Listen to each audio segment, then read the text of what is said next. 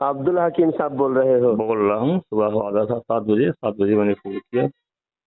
والسلام علی من اتبع الہدی۔ کیا بتا رہے ہیں؟ کس ٹاپک پہ بات کرنا چاہتے ہیں؟ کس ٹاپک پر؟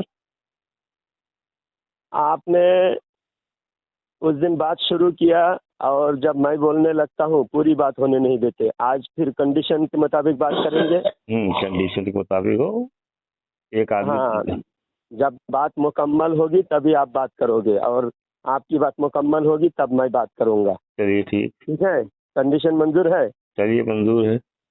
ہاں، تو آپ بول رہے تھے آپ کا جو سب سے بڑا عالم ہے وہ امام خانہ کعبہ کا امام ہے نا؟ یہ آپ نے بولا۔ تو خانہ کعبہ کا جو امام ہے وہ ابن عبد الوہاب نجدی کا ماننے والا ہے کہ نہیں؟ آپ نہ بولیے، ہاں یا نہ بولیے۔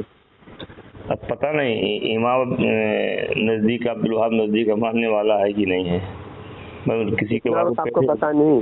1924 سے آل سعود کی حکومت ہے کہ نہیں؟ آل سعود کی حکومت ہے نا؟ آل سعود نے آل سعود آل شیخ کے ساتھ اتحاد کیا ہوا ہے۔ آل شیخ کون؟ ابن عبد الوہاب نجدی کی اولاد۔ ابن عبد الوہاب نجدی کی اولاد کو آل شیخ کہتے ہیں اور سعود کی اولاد کو آل سعود کہتے ہیں۔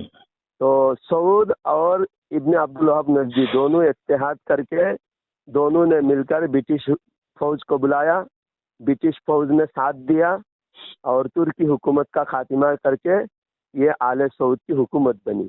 اور جب حکومت بنی تب یہ طے پایا کہ جو بھی مذہبی امور ہے، مذہبی جتنے کام ہے، جتنے رسومات ہے، خانہ کعبہ کی دیکھ بھال یا تمام مسجدوں کے مدرسے کے تمام ذمہ داریاں آل شیخ سنبھالیں گے۔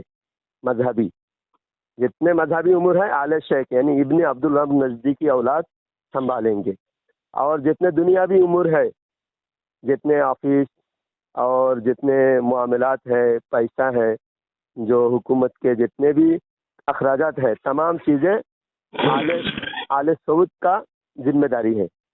دونوں خاندان نے بانٹ لیا، ایک دنیاوی امور بانٹ لے لیا اور ایک دینی امور بانٹ لیا۔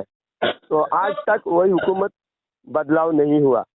جس وقت یہ حکومت طے ہوا تھا اس وقت سے آج تک وہی حکومت قائم ہے۔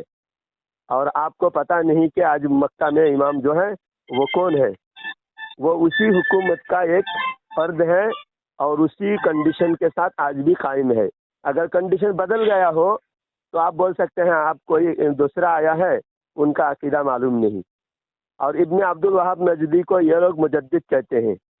ابن عبد الوہاب نجدی نے نبی کے قبر کو صنم اکبر کہا، سب سے بڑا بت کہا۔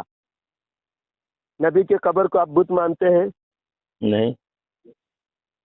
تو پھر جو نبی کے قبر کو بت کہے، آپ کی بات ختم ہو گئی یا ابھی چلے گی؟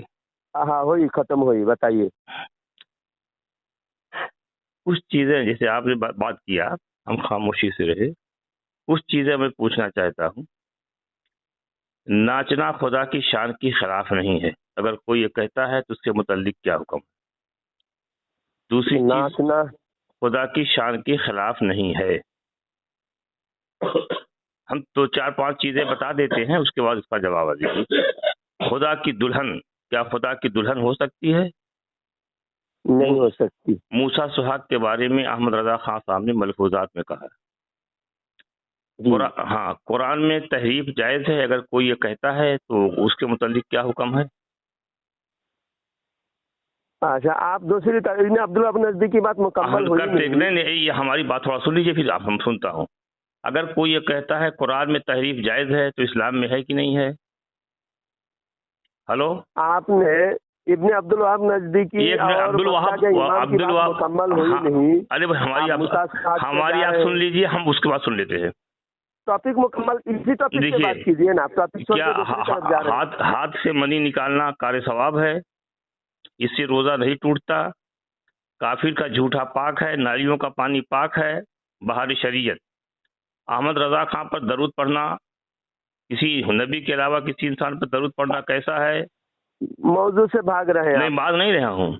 بس ایک منٹ حوض کسے کہتے ہیں؟ ایک منٹ. حوض کوثر کا مالک کون ہے؟ کہتے ہیں جب زبانیں سوکھ جائیں پیاس سے اور جامع کوثر پیلا احمد رضا. یہ ساری چیزوں کا ہمارے پاس جواب ہے. دوسری آپ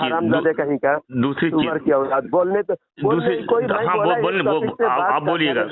دوسری چیز ہے ہم اوقات ہے بات کرنے کی. ہم لوگوں کا قبلہ کعبہ ہے, بریلیوں کا قبلہ کعبہ نہیں ہے.